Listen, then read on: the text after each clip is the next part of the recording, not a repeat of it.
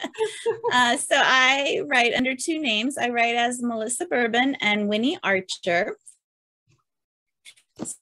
So I have this series, which is the Magical Dressmaking Mystery Series that I write as Melissa Bourbon. And this was my first cozy series. Okay. I do have some other things out there that came first, but this was my first cozy series when I feel like my career kind of went somewhere. Okay. And it's done with 6 books. And I just am getting the rights back right now. So in the fall, August, September, late summer, fall, I'm going to be re-releasing them with new covers and continuing the series, which I'm really excited about because the main character is named Harlow Cassidy. And Harlow was a name that I just loved. And when I was thinking of surnames to go with it, I landed on Cassidy. And then I was thinking, and I just had this brainstorm moment that clued me into the fact that she was a descendant of Butch Cassidy in an alternate history. And the female descendants of Butch are slightly charmed, a little magical in various ways. So like the mother is a goat whisperer, for example. Because of a wish that Butch made in an Argentinian fountain. So there's a little bit of history thrown in. You know, one of the books touches on Bonnie and Clyde, who went through our area where I lived in Texas at the time. So that I love this series, and I'm really excited to be able to start continuing it again. And that's the seamstress, right? Magical Dressmaking Mistress. Yes, Mysteries Mistress. Harlow, grew up in this small town, Bliss, Texas, which is a fictional town, and had dreams of Project Runway. Went to New York and, you know, ended up not making it there and coming back and opening a little dressmaking shop. And the clothing that she makes kind of fulfills the wishes or dreams of the people that she makes them for. So that's her magical gift. So, and then there's a little thread of a ghost, her grandmother, Mima, who recently passed. That's what brought her back. So she just, you know, makes little things happen once in a while. Nothing big. It's not like a paranormal mystery. It just has a little thread. I think my sister would be very interested in that because she also loves to make clothes and things. And I imagine there are a lot of people who might be thwarted seamstresses out there who can do a little bit of stitchery and they would like it. Yeah. Tell me about your second series. Okay, so then came the Bread Shop Mysteries, which I write as Winnie Archer. Winnie is my dad's mother's name, and Archer is a family name on my mom's side. And I write this under a different name because it's with a different publisher, and they wanted to release it as a debut, you know, with a brand new name. So that's the story behind that. So this one is about Ivy Culpepper, who, you know, in true cozy tradition, has this heroine who comes back home. She was in Texas and comes back home to her central coastal California town. I was born and raised in California, so that's why I'm going to sit there. And she ends up staying. You know, something brings her back, and she ends up staying. And she, in dealing with some grief that she's going through, finds her way to this bread shop, Yeast of Eden. Yeast of Eden, I love that. Yeah, and meets Elias Solis, who is the owner. And so Ivy kind of becomes an apprentice in a way. She's also a photographer, so she dabbles in her photography, allows her to do some things in town, but she's always at the bread shop, and she's learning to bake, and it becomes very cathartic for her. And she learns just this whole bread making process. So these books all have recipes in them as well. And everyone who got involved in bread making over the last 2 years will love that. Yes. Yeah. Yeah. The shortage on yeast didn't happen in the fiction. And then, excuse me. The 8th book in this series, which is Bread Over Troubled Water, and I don't have a copy. I love that. Yeah, and it's a great cover. It's so cute. It features Agatha, the pug, who is modeled after my pug Bean. But Agatha, of course, is named after Agatha Christie, whose books I read in high school. And so Agatha's featured prominently, what's the word, prominently on that cover. Agatha's on all of the covers. You can see the little pup, but more prominently on Bread Over Troubled Water. So that book comes out at the end of November. And then the most active series that I have is the Book Magic Mysteries. I love this series so much. So it features Pippin Lane Hawthorne. I'll keep holding it up. Pippin Lane Hawthorne, who is a bibliomancer. And in the first book, she discovers that. It's something she didn't know it growing up. So there's an ancient Irish curse that carries over the entire series. And then each book, of course, is resolved in its own way. But that curse and that overarching plot carries on. And the fourth book, Murder and an Irish Curse, is what I'm working on right now. So Pippin and her brother Gray are named after Tolkien characters because their dad, Leo, is a Tolkien aficionado. So she's Peregrine, called Pippin, and he's Gray after Gandalf. And so, you know, she's got to figure out some things about how this bibliomancy works. Bibliomancy is an ancient divination. It dates, you know, way back, but most notably to Nostradamus. And basically you put a book on its spine, a book that has a broken spine, and you let it fall open, and whatever page it falls to, you know, you zero in on something, and it helps you foretell the future or tell something about the past. And so Pippin learns how to use this divination, and it helps her solve a mystery that she happens to need to solve in the first book. And where did she get the books? You're not creating those books, are you, from scratch? Oh, no. Right. No, I'm using classic books. So this book relies quite a bit on the Odyssey, which is the book that I love. And then another book, the second one, uses Gulliver's Travels and Dickens' Tale of Two Cities. And then the next one uses The Secret Garden and The Little Princess. Right. And still figuring out actually a little bit about what the next one that I'm working on is going to use. So that's sort of in process, but it's very fun to figure out which books to use and then how to find the quotes and the passages that will say something that will help her solve this crime, and then have her be able to interpret them, because, you know, she interprets whatever she's seeing through her own lens and her own schema and her own background, you know, and so it's somewhat limited, you know, so you don't know, has she interpreted it correctly? That's one thing her brother tells her at the beginning, is like, you don't even know if you're interpreting that correctly. How do you know?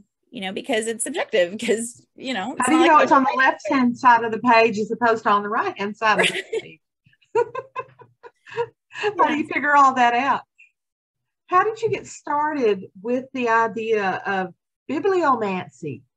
So I have a good friend. Her name is Wendy Lynn Watson, and she's also a writer. She writes the Ice Cream a la Mode series is Wendy Lynn Watson, and she has a pet boutique as Annie Knox. And we lived a block apart from each other when I was in Texas. I'm now in North Carolina. Oh, I should say that this one is set on the Outer Banks of North Carolina on a fictional island called Devil's Cove, which is very important. So it has this coastal setting, and the island is located between the mainland and the barrier islands, and between the 4 sounds that run through there. So so I'm in North Carolina now, but at the time we were both in Texas, and we would go for walks, and she had been to a conference where they had talked about these various divinations, and that's where she learned about bibliomancy, and she was just excited about it and came home, and we talked it through on our walks. You know, we brainstormed, and initially we were going to write the series together, but some things happened and changed, and so I just ended up taking it over. But that's how it came about, because she had been to this conference and learned about this divination. Okay, so you have this enchanting element in this bibliomancy series, and in the seamstress series. Is the bread shop magical also? You have to how much I remember to thread that in. You know, there is a level, kind of like in the dressmaking books, Olaya, who owns Yeast of Eden, kind of bakes into the bread what somebody needs to heal or to discover, or, you know, so if you're forlorn, if you have a broken heart, you know, and you come in, whatever you take is going to help heal that sort of thing. Right.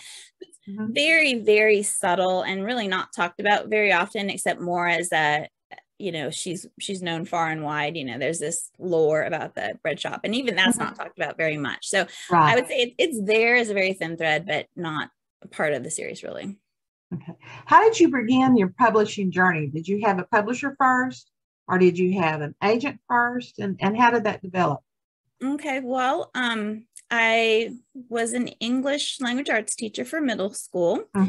And this was a long time ago. So my first son was born in 1992, and then my second in 1994, and they're 21 months apart. And it didn't take my husband and I long to figure out that most of my salary was going to daycare.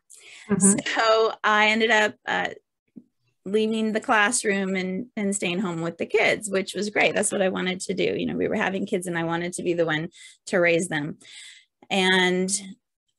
But what I realized was, number one, that a lot of my identity was tied up with being a teacher, and I was no longer that. And I needed something to keep my brain active in toddler baby world, you know, other than play groups. So that's when I started writing. And this was really before the big YA craze. There was not a lot available for middle grade young adult readers. And so I thought, well, I'll come up with something that my own students might want to read. So I came up with this idea, which I still think is a fun idea. I would do it differently now, but fun idea of this classroom who gets transported back in time to Ellis Island, and, you know,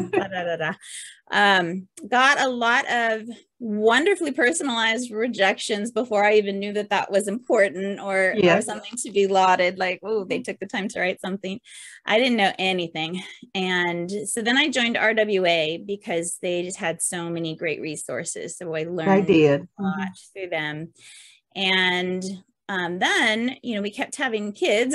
So I have 5 altogether. And when my youngest was born, a friend and I started going out to a coffee shop every other week or so. And she wanted to write also. And we just started writing from prompt books. You know, we would pick a prompt and write and share and, you know, just use our brains. And before long, I had a character, and before long, that character had a brother, and before long, they had a family. And as I was thinking about, wow, I could put this into a book. I mean, like, I really could do that. What kind of book would I do? And, you know, I grew up on the Bobbsey twins and Nancy Drew and all of that, and Agatha Christie all through high school. And so the obvious answer was to create a mystery, which is what I did. So it obviously took several years to write that series, and the first 2 sold in 2008. And so it, you know, did okay, didn't ever take off, unfortunately. But that is, so let me back up. So I had pitched to agents. So I did have an agent, and initially she felt like we should take the book more on the romance side and less on the mystery side. So a romance with a little mystery thread, and it just never sold. So then I just revised it back to mystery with a little romance thread, Jack Callahan. And I ended up leaving her and going with her assistant, who went off on her own as an agent. And so I've been with her all of these years, and she sold that book within about 3 months. So unfortunately, like I said, it just didn't take off, but it did sell with an agent. And then after a while, my agent is the one who suggested that I start a cozy series. She's like, I think your voice would fit really well with a cozy series. And I was like, what's a cozy? I had no idea. So I started researching, and that's when I landed on the Magical Dressmaking Mystery Series. You know, there were a million bakeries out there, and cupcakes and cookies and knitting shops and all of that sort of thing. And so when I was trying to think of what my hook could be, I came up with sewing, because my mom taught me to sew when I was in elementary school. I sewed all of my bridesmaids' dresses with a friend. We sewed all of my bridesmaids' dresses. We had 8 bridesmaids. That's amazing. Yeah. And I sewed, baby clothes that my kids chuckle at still. Mm-hmm. So it's not like I'm a great seamstress, but I do know how to sew, and I enjoyed it Mm-hmm. during that time period. And so that felt really like a great path to take. And then I was also really into Project Runway at the time. And so that's sort of the other element. So Harlow is a small town Texas girl who goes to New York to try and make it as a dressmaker, and ends up, for a particular reason, coming back and then opening the bread shop back home.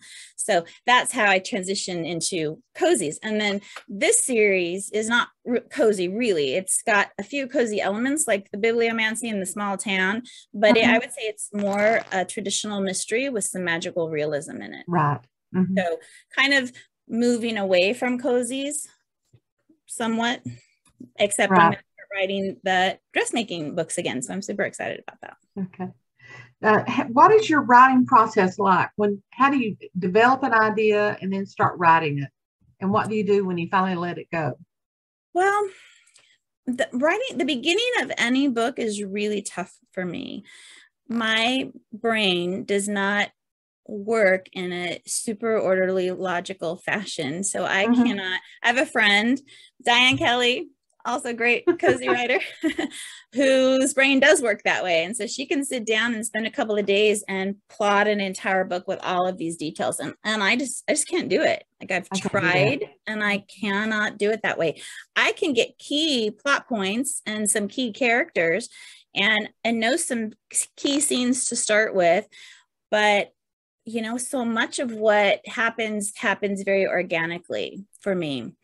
And so I'll write and something will come to mind, and I know the trajectory of the story, and I know like who done it and stuff like that. Right. But I'm able to fill in a lot and have these what I think are brilliant aha moments as I'm writing. So for example, as I was writing through A Murder Through an Open Door, which was the last Bread Shop series, book that came out this year,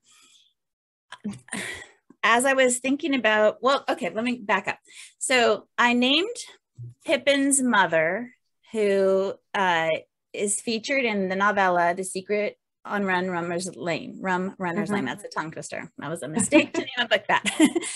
So her story is featured in that novella, and the prologue tells a little bit about her too. And I named her Cassandra, and that just like came to mind. And so I named her that. And it was only later that I was looking it up that I realized, first of all, from the Odyssey, and, secondly, mythology, that she is a prophetess. A prophet. Right. Yeah. So I was like, oh my God, how did that even happen?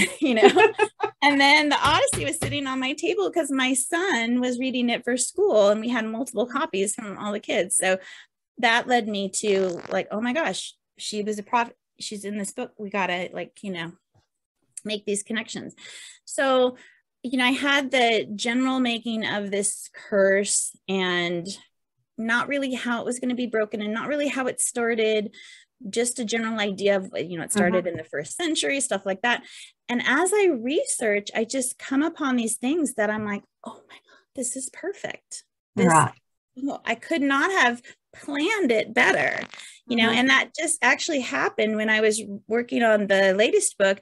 And I'm still thinking, like, how are they going to break this curse? How are they going to break this curse? I just don't know how they're going to break this curse. And I went for a change of scenery to my friend Teresa's art gallery or art studio.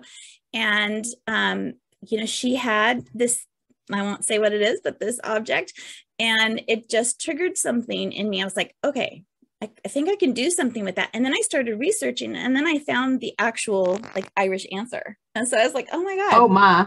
Yeah. And I just get chills sometimes because it happens that way. And I just am in awe sometimes at how the puzzle pieces end up fitting together. So that's my process, such as it is. So you pantster basically. And you draw from everything around you, and you just stay aware to what's going on around you, and you look for things that fit in. I would say I'm hybrid because I do have a general outline. I mean, I know where the story begins, kind of where it's going. I know what the murder is going to be, and then I know who did it and how it ends. Although details around all of that may shift, and then everything gets fleshed out, and that's the pantsing part. Right. How do you maintain productivity? Do you set like a number of words per day, or do you a time period? Yeah, I am one of those people who just can't sit around and be happy writing for whatever reason. I'm always thinking, okay, what else can I be doing? Not like chores or crafts, but in my career. Yeah. So I do have a daily goal of 2,000 words, which Mm-hmm. usually I hit somewhere between 1,500 and 2,000. You know, some days I don't get there. It just sort of depends, because some days, you know, the magic isn't happening. I'm like, I'm not really sure what to write, so I'm just going to move on to something else. But so I recently launched a writing academy. It's called Writer Spark Academy, and I have courses to teach writing, because I mentioned I joined RWA and I don't write romance. Right. And you know, we went to conference. My friends and I went to conferences and heard speakers and stuff like that, and that's how I learned. And then just doing and working with my agent and my editors. But, you know, it was a 15-year learning process. Mm-hmm. It was a steep hill. And I am very much a pay it forward kind of a person. And Right. so I started this writing academy and these online self-paced courses kind of with the idea of, you know, sharing everything that I've learned over the last 15 years of writing, 15 plus, and condensing it into like the essential elements of how you craft a book, how you craft a story, how you create a compelling character, you know, how you structure a plot. I'm a big proponent of the hero's journey, and I use the hero's journey a lot. So that, you know, so I'm now really trying to balance my time between Writer Spark Academy and writing. So I tend to, and this just sort of happened organically, but I tend to do like the blogging and the social media and newsletters and stuff like that in the morning. And then by about 12:30, I shift to my creative writing, my word count. And then I write to, you know, it just depends, 4:30, 5, 6, depends how those words are coming. Sometimes longer, you know, my husband's got a late night or something, I'll make some dinner and walk the dogs and keep going. I would say I'm a workaholic. So even after I'm done working, I go back to the computer and I'm like, what else can I do? That may be the teacher discipline, because when you're teaching, I remember from my 30 years at it, it was all the time. Yeah. Even when you were home, you were not turned off on teaching. Right. According to this, we have, you were talking to me about the Writing Spark Academy. And you mentioned about the idea of paying it forward, which I think is very important. That may be part of the teacher in us to always be moving forward with something. How do you set up your academy? What's it like for someone who's interested in it? So there are sort of two parts to it. There's the website /blog that is writersparkacademy.com. And on the website, I have articles, posts about craft, the hero's journey broken down. So I'm creating a database of movies and books that break down the hero's journey in those examples into the 12 steps. You know, resources for writers. So there's that, and there's a newsletter you can sign up for. And then the courses are on a teaching platform, teachable.com, which you can also access from the website. But it's Writer Spark Writing Academy at teachable.com. Better to just go to the website, Writer Spark Academy. But the courses are delivered through modules. They're self-paced, and they, you know, they cover different things. So the first one that I launched is called, what was called 30 Days to Craft Your Novel, but I've since changed it recently, kind of rebranding it to Ready, Set, Write. Right. And it covers, because I think people were getting the wrong idea that, oh, I'm going to write a book in 30 days. You know, wasn't what it was about. It's about getting all the foundation for that. Right. So it's now Ready, Set, Write. And it is all the foundational stuff that you need to start your writing and to really, you know, take off with it, because there are so many components. It's like juggling, you know, and you have to figure out how they work together. And so it's broken into 4 weeks. And the first is on character development. We start with the antagonist, in any book, I feel like the antagonist needs to be well-defined and come first, because everything that the protagonist does is in response to the antagonist. So and it's quite a while before the protagonist becomes active, right, and acting rather than reacting to what the antagonist is doing. Exactly, especially when you follow the hero's journey, which I do. So I use, there's another week that covers story structure. And so I cover the 3-act structure and the hero's journey, and then I combine them to show how they really work together. Right. So that's a pretty robust, dense week, I would say. They're all, I mean, it's a lot of great content. The next week is sort of those essential elements like mood and tone and dialogue and voice and point of view.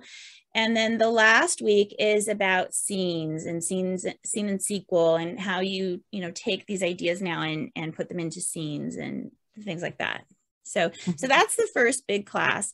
And then I have the field guide to writing a cozy mystery. So I took, I've written, my 26th book came out this year. My 27th is Murder in an Irish Curse, coming out in September. And then my 28th, fantastic.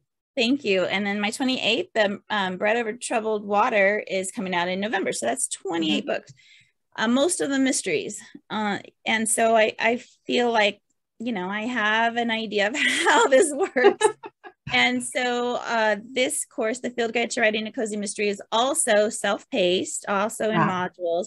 And it covers everything from creating the sleuth to the villain, to the red herrings, to the supporting characters, to the other potential villains, to the victim, all of it. So that takes you all the way through writing a cozy mystery. And then the third course, which launches in July, is on memoir writing. I'm just really into memoirs lately. My parents recently, we went through this process, and they wrote these beautiful memoirs that we turn into books through Kindle Publishing, which is amazing. So that course will go through the process of writing the memoir and creating a final product when you're ready. You have access to these courses forever. So when you're done writing, you can come back and then go through that process of taking it to that actual physical book, which is cool. And that re-seeing it. I tried several years ago to figure out how to write a short story. Now, I taught short stories, but writing one is completely different from understanding the structure. Oh, yeah. And so I went through several different kinds of short story structures, and nothing clicked. And this year in January, I decided to go through something I had done years ago. I went through it a second time, and all of a sudden it was like, boing, my brain understood it. And so I have written 7 short stories since then. Oh, wow. That's awesome. Sort of whipping them out like that. It's been amazing to me. Yeah, so it's like that light bulb goes off and you've got it. Right. Yeah. And then that idea of Teachable, where you can go back and re-look at modules, re-pay attention to what it is. Maybe you'll see something you have not seen it before. Right. And that's so important. That's that recursive learning that we talk about all the time when we're in our education mode. Right. Yeah, exactly. It's a great platform, and it's a new venture for me. So it's early days, but I have a Facebook group for people who are taking the course, and there's about 40 people in there now, and trying to get that kind of active and engaged. And then I had pulled out some of the content, so I created some mini courses, one on the hero's journey, one on dialogue, for example. Yes, I mean, it's so fun, though. I really love tapping into my teacher self in a way that connects to what I do for a living. Right. That sounds very, very intriguing. How do you get the word out about that? Besides this little podcast right here, how else do you get the word out about it? To be perfectly honest, it's very difficult.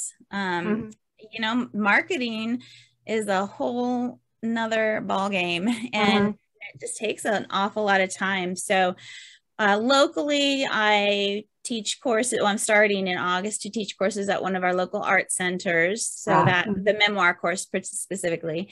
So that's one way. And then through the Facebook pages and the website and word of mouth, and a little bit through Sisters in Crime. But, it's hard. You can't, really self-promote on and other Facebook groups, you know, you can't really self-promote, and you don't, I wouldn't want to just like throw my stuff out there either. So it's figuring out how to engage authentically, and it just all takes time. Like I love doing it all. I just need more hours in the day, you know. It's like we need a 42-hour day instead of a 24-hour day.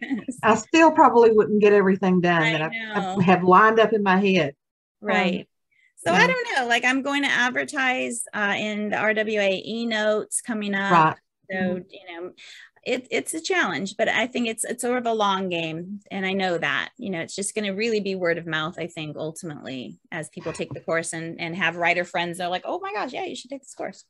Have you thought about taking the memoir course and turning it into a self-published book that you could put up through Draft to Digital? Yeah, so I have thought about that, and I don't want to sort of cannibalize my online course with a book quite yet, but I think eventually I will. But I did create 2 workbooks, which I don't think I happen to have here, unfortunately. But I did create 2 workbooks, one for each of the 2 courses, and I'll be creating one for the memoir course that has all of the downloadables. So each module comes with, you know, worksheets or, you know, handouts or infographics and all of this content to, you know, look at, learn, internalize, and then also work on. So I took all of that and created these companion workbooks, and those are available currently on Amazon, and I'll maybe put them wide at some point. We'll see.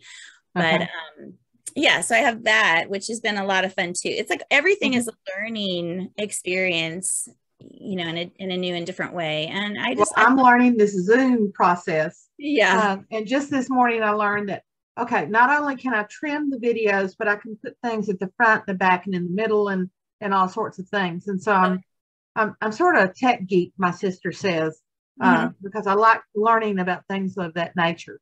Well, that was a huge part of preparing the lessons for these courses, because I had to learn how to write the script. I use a teleprompter on my phone. I have the whole light set up and everything, and the recording, and then the editing process. I use Camtasia. So I edit through Camtasia and then upload. But you know, you make mistakes. And so I'm cutting and dicing and adding, you know, graphics and different things. So it was a real process to learn how to do that. And it's getting faster, and I'm getting better at the recording of the video. So eventually I'll circle back around and probably redo some of those early.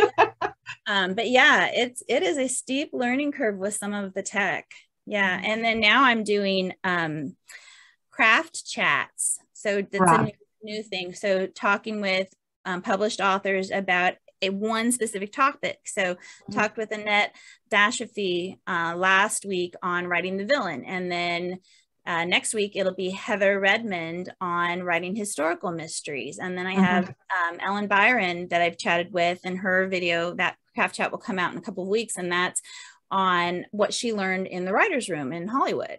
You know, so like little half an hour snippets that are really specific to craft topics. And that's just, you know, on YouTube, one more way to gain some exposure, and then also pay it forward. So, you know, if you're writing an historical mystery and you love Heather Redmond's Charles Dickens series, Dickens of a Crime series, which are so amazing, you know, you're like, oh, 30 minutes, I can hear what she says about writing historicals, which is, I think, just, you know, kind of cool. There's an awful lot of content out there. Sometimes it feels like a needle in a haystack, but, you know, I'm just adding my part to it. And somebody may stumble on it and go like, yes, now I understand it. Right, exactly. Tell me what you think is the best writing tool that you use. Some people have talked about when you're constructing ideas, when you, some people have talked about spreadsheets, some people swear by Scrivener. Elaine talked about her ergonomic desk. So what would you say is your best tool? I would say Scrivener. I wrote until about 5 years ago on Word, just a Word, you know, chronologically, linearly straight through the story. And then I, you I tossed around the idea of Scrivener, and I, would look at it and go, oh, I have to learn that. I don't know. I'll do it later. And finally I bit the bullet and tried it out. And it was really freeing for me because it really showed me and made it very, very easy to write out of order. And I have become a big proponent of writing out of order. Because number one, sometimes I don't know how the book's going to start, or I don't know what happens next, but I know this other scene. And so why am I going to wait to write that other scene before, while I'm stuck here, I can just jump ahead. And the way Scrivener's organized, it's just very, very easy to organize that kind of content. And then when you export it, it compiles it all in whatever order you've put it.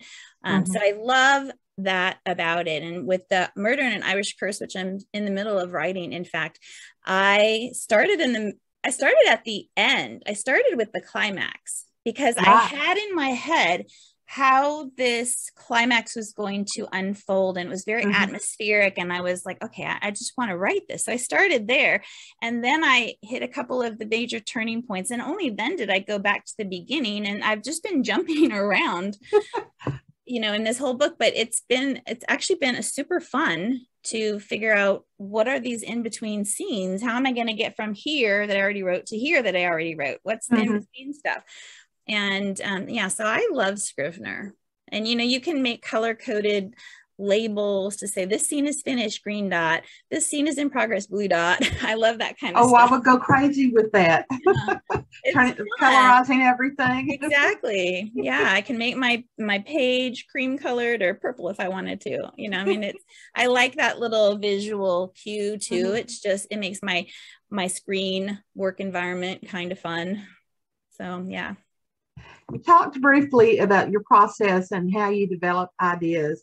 And you talked briefly about maintaining productivity.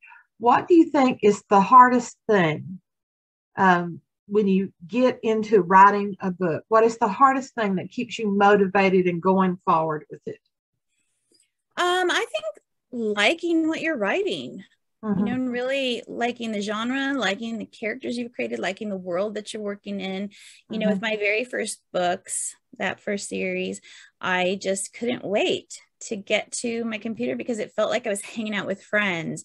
And with this series, the Book Magic series, that's how I feel. I'm like, I love this world where there's this magical realism and this bibliomancy and living on the dressmaking. I'm sorry, not the dressmaking. The bread shop takes place on the California coast, and then magic on the North Carolina coast. I like the coast, so I love that coastal environment. So I love the books and the stories. I think if you don't like what you're writing, it's going to show through, and it's going to make it harder to go through that process. So I think that's probably the biggest motivator for me, is that I want to see what happens next, how it unfolds. And I don't reread a lot of my books, but I have reread a couple. I have these two romantic suspenses, kind of like suspense thrillers, called what are they called? Silent Echoes. Silent Echoes, and oh my gosh, this is my brain. Silent Echoes and Silent Obsession. That's menopause brain right there. And I reread them maybe like 2 years ago, and I was in bed and I was just like turning on my nook, turning the page. I was like, oh my God, what happens next? I forgot, right? I forgot what I had written. And I was like, this is really good. I wrote that. Wow. I'm impressed. So I think I'm writing books that I want to read. Yes. Yeah. I think that's very important. Very motivating. I would say, write the book you want to read. Yeah. Somebody who wants to write, don't write something just because you think it's commercial and it can sell. That's important. Of course, you don't want to write something that's not going to sell if that's your goal, but try and come up with something that's commercial and will sell, that you also love, that's not out there, that you want to write. Right. And it helps you maintain at least for me, the curiosity aspect of the story keeps me intrigued by it and helps me keep coming back to what I've been writing. Yes. Yeah. Like I just started this scene today with a character. His name is Hugh, and he's very mysterious. He's got like clear eyes, translucent eyes. And You know, and it's been revealed like who he is in relation to Pippin, but we don't know. Is he a bad guy? Is he a good guy? Where does he fall on the spectrum? I don't know. With those eyes, you've got to make him a good guy. I know. He's a little of both, I would say. But yeah, I just started this scene with him, and I'm not really sure where it's going to go. I know how I want the scene to end, but how it's going to unfold and what is revealed, I'm not quite sure yet. You know, so I'm really excited to find out. Yeah. How do you switch between completely different genres, completely different series, I guess is the better way to say it. Do you have to put yourself in a mindset for your seamstress series and before you switch to your bibliomancer series? Or well, the dressmaking series is done, and the bread shop series is what I've been working on simultaneously with the book magic, and the deadlines are staggered. So generally speaking, I can write one, finish it, send it off to my editor at the publishing house, and then start on the next one. So I'm really like all in on one book generally, but my mind is always thinking, you know, and sort of plotting in the background. So I'm going to be writing, for example, a novella about Hattie Juniper Pickle, who's a character in here, and she is a character. And I love that name. You know, and so I'm not writing that book now, but I have a Scrivener file, a doc open with it. And when I have ideas or there's some detail that I need to remember for that, then I'll pull it over, you know, so I can kind of multitask in that way. But generally speaking, I stick with one book at a time. Right. Yeah. Someone talked about using a musical playlist that helps put them in that setting at least. They associate that music with the setting, and it helps them go into that. Do you use a musical playlist? I don't. I really don't. I use Brain FM quite a bit, which is like brain music. It's supposed to get you into the focus. It's kind of like study music. So it's it's got science behind it. I don't know if it's real or not, but it's got science behind it that's supposed to help you focus. So I will put my AirPods in and listen to Brain FM, generally speaking. Anything else, it either is distracting or I tune it out. Right. So, yeah, so music in that I don't have a connection to music with the books in the way that a lot of people do, and I've heard that, and I know some people that do feel that way, and it's just not my way. Okay. I know sometimes it's drowning out the neighbors' lawnmowers that's so essential for me, or the yipping dog that's next door. And, you know, I love dogs, but the little yipping that goes on for hours on end is so hard. So Brain FM may be something that I want to cue into. It's great. And then, you know, you can get Brain music on Spotify if you pay for or Apple Music or something. You know, they've got that. I have two sons who are musicians, and one creates that kind of study music on Spotify, for example. So, my dogs are a distraction too, especially the little Chug. He's a Chihuahua Pug mix, and he's a little whiner. So he drives me crazy. And scratching and whining at your door while you're riding away. He'll sit on the back of my chair and just whimper. I'm like, what do you want? I don't know what you want. Leave me alone. I'm in a scene with a guy with translucent eyes. I know, right? I'm busy. Have we missed talking about anything? I think I've covered everything that sparked ideas or questions. Yeah, no, I think we've covered everything. It's been fun being here. Thank you so much. Thank you so much, especially when I had the recording flub. I cannot remember I did that. And so much for coming into the second interview. I think that's great. No, well, thank you. Thank you for being interested in Writer Spark Academy and wanting to talk about it. I mean, I really appreciate that. Okay. Thanks for listening to The Write Focus, a podcast for writers at all levels, hosted by Emma Lee from Writers Inc. Books, assisted by Renee Black and Edie Runes. Our focus is productivity, process, craft, and tools. Music is licensed through Audio Jungle, called Background Music Loop. Its creator is Alexander Polishchuk, known on Audio Jungle as Plastic 3. The music comes in different iterations. Show notes and resource links for this and other episodes can be found at therightfocus.blogspot.com. Write to us at winkbooks@aol.com when you have questions, comments, and speculations. We will try to answer you as quickly as possible. By the way, we will not mind your email address. That's rude. If you find value in our content, share with your writing friends or write a review. We're small beans here without the advertising budget of the big peeps, and you can make a difference.